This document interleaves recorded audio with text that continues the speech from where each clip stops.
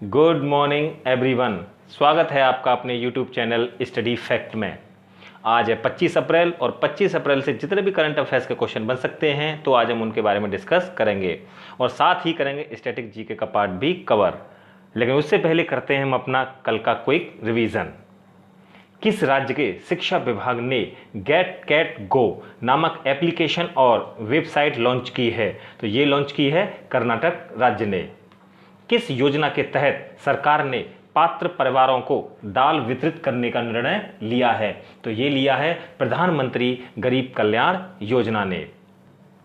How the onion यानी onion, how the onion got its layers नामक पुस्तक के लेखक कौन हैं? तो ये हैं सुधा मूर्ति। सुजलाम सुफलाम जल संचय अभियान किस राज्य में शुरू हुआ है? तो ये हुआ है गुजरात राज्य में। हाल ही में विलियम ई कोलवी पुरस्कार किसने जीता है? तो ये जीता है एडम हिगिन बोटम ने। कोविड इंडिया सेवा प्लेटफॉर्म किस मंत्रालय ने प्रारंभ किया है? तो ये किया है स्वास्थ्य मंत्रालय ने।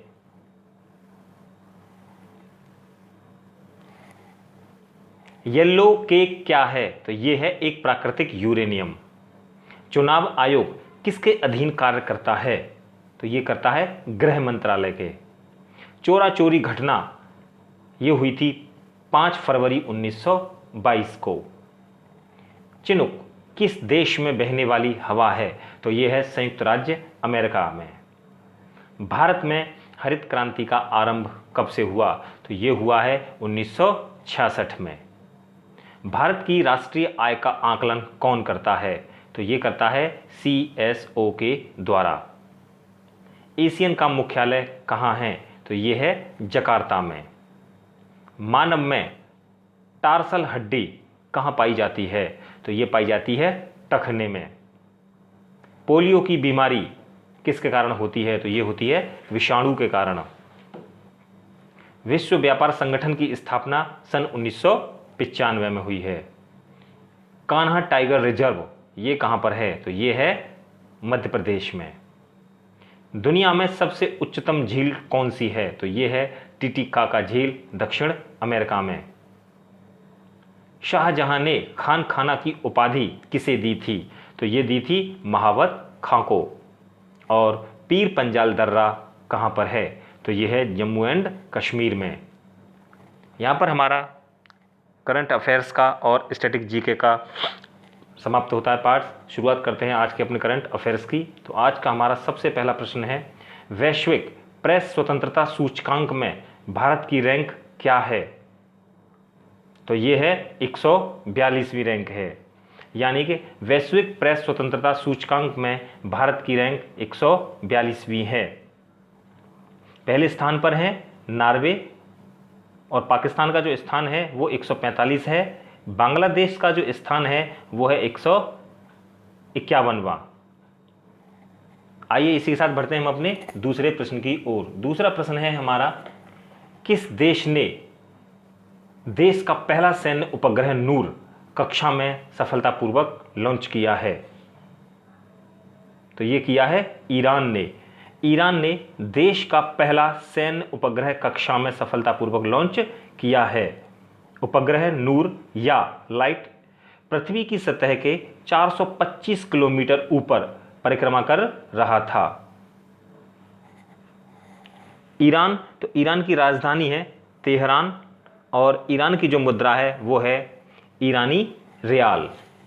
आइए इसी के साथ बढ़ते हैं हम अपने नेक्स्ट क्वेश्चन की ओर। नेक्स्ट क्वेश्चन है हमारा, IM बैडमिंटन जागरूकता अभियान के लिए राजदूत के रूप में किसे नियुक्त किया गया है? तो ये किया गया है PV सिंधु को। तो PV सिंधु को IM बैडमिंटन जागरूकता अभियान के लिए राजदूत के रूप में नियुक्त किया गया है। अभियान खिलाड़ियों को सच्चाई और ईमानदारी से खेलने की वकालत और प्रतिबंध करके बैडमिंटन के लिए अपने प्यार और सम्मान को व्यक्त करने के लिए यह मंच प्रदान कराता है। सिंधु के अलावा अन्य राजदूतों में मिशेल ली, जेंग सी वेई, हुआंग हा क्यूंग और जैक शेफर्ड कुछ नाम इसमें शामिल हैं। आइए इसी के साथ बढ़ते हैं हम अपने नेक्स्ट क्वेश्चन की ओर। विद्यादान 2.0 किसके द्वारा लॉन्च किया गया है? तो ये लॉन्च किया गया है रमेश पोखरियाल जी के द्वारा, यानी कि मानव संसाधन विकास मंत्री रमेश पोखरियाल निशंक ने नई दिल्ली में ई लर्निंग सामग्री योगदान को आमंत्रित करने के लिए राष्ट्रीय कार्यक्रम विद्यादान 2.0 शुरू किया है। यह स्कूल और उच्च शिक्षा दोनों में छात्रों के लिए ई लर्निंग सामग्री की बढ़ती आवश्यकता के कारण लॉन्च किया गया है। आइए इसी के साथ बढ़ते हैं हम अपने नेक्स्ट क्वेश्चन की ओर। शतरंज का बंटर विलिट्स कप का खिताब किसने जीता है?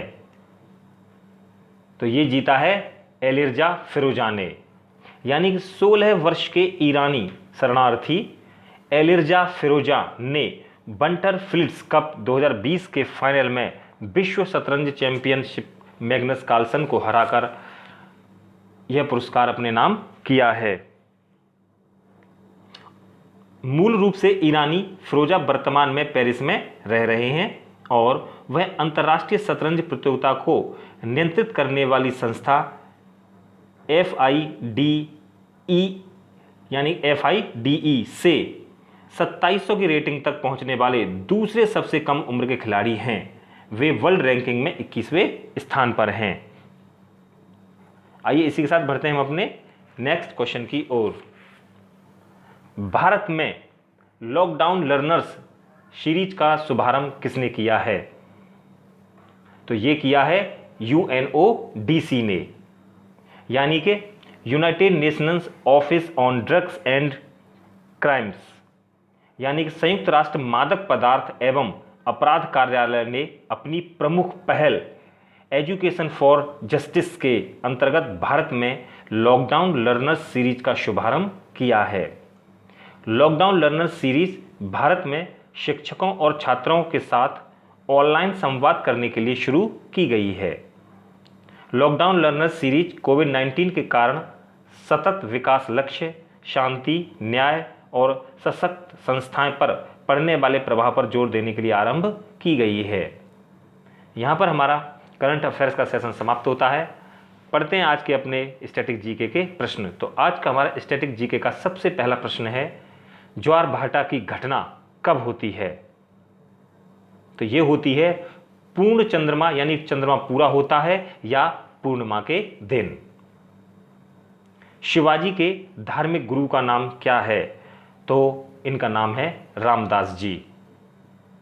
हाइड्रोजन गैस की खोज किसने की? तो ये की है कैवेंडिश ने। चावल को धोने से कौन सी विटामिन नष्ट हो जाती है? तो ये हो जाती है B6।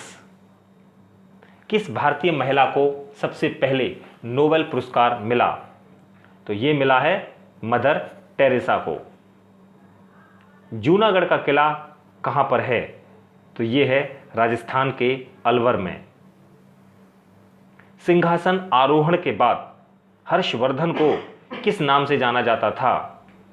तो ये जाना जाता था शिलादित्य के नाम से। किस रक्त में कोई एंटीबॉडी नहीं होता? तो ये AB ब्लड ग्रुप में कोई भी एंटीबॉडी नहीं होता। कारखानों में बच्चों को काम करने से कौन सा अनुच्छेद उनको रोकता है? तो ये रोकता है अनुच्छेद 24, यानी कोई भी जोखिम भरे काम को आप नहीं करा सकते बच्चों से, तो ये अनुच्छेद 24 उनको रोकता है। आटाकामा मरुस्थल कहाँ पर स्थित है? तो ये है दक्षिण अमेरिका में। सार्क की स्थापना कब हुई? तो ये हुई है सन 1985 में। कैलावराइट अयस्क है, तो कैलावराइट किसका अयस्क है? तो ये है सोने का। साइमन कमीशन वापस जाओ, साइमन कमीशन वापस जाओ, यह किसने कहा? तो ये कहा था लाला लाजपत राय ने। और बाबर की आत्मकथा तुझुके बाबरी, यह किस भाषा में लिखी गई है? तो यह लिखी गई है तुर्की भाषा में। यहाँ पर हमारे स्टैटिक जीके के प्रश्न समाप्त होते हैं। पढ़ते हैं कल का सवाल। कल का सवाल है हमारा, सिविल सेवा दिवस कब मनाया जाता है? और इसका सही जवाब है 21 अप्रैल। इसका जवाब हमें मितेश ने, मनोज कुमार ने और देव ने दिया है। आज का सवाल है हमारा, विश्व पृथ्वी दिवस 2020 का विषय क्या है? प्रश्न एक बार फिर से पढ़ देता हूं। विश्व पृथ्वी दिवस 2020 का विषय क्या है? Climate change, climate forever, climate action और क्लाइमेट फोर्स। इसका जवाब हमें कमेंट बॉक्स में ज़रूर दीजिएगा। वीडियो आपको कैसी लगती है ये हमें ज़रूर बताएं। वीडियो को लाइक करें, शेयर करें, सब्सक्राइब करें। धन्यवाद। जय हिंद।